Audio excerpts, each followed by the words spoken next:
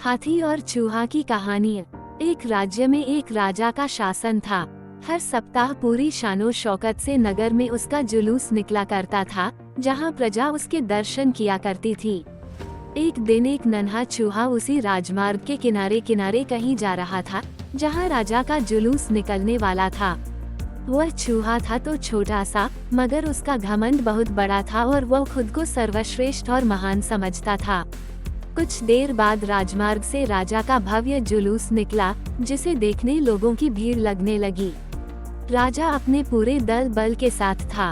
उसके सैनिक उसे घेरे हुए थे। कई मंत्री और अनुचर उसके पीछे थे। वो एक विशाल शाही हाथी पर सवार था।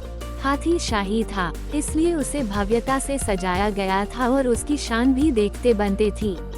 जुलूस में हाथी के साथ एक शाही बिल्ली और एक कुत्ता भी थे।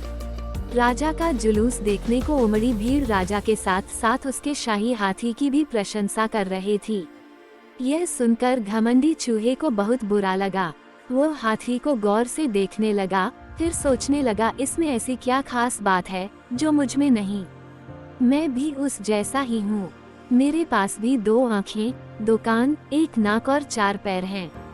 फिर उसकी इतनी प्रशंसा क्यों? उसके विशाल शरीर के कारण, लंबी सूंड के कारण, छोटी छोटी आँखों के कारण या झुर्रीदार चमड़ी के कारण?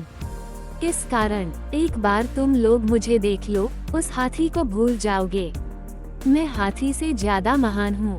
चूहा ये सब सोच ही रहा था कि शाही बिल्ली की नजर उस पर पड़ गई और उसकी लार टपक गई। जुलूस छोड़ वो उसकी ओर लपकी। फिर क्या था? चूहा अपनी सारी महानता भूलकर दुम दबाकर भागा। भागते भागते वह हाथी के सामने आ गया।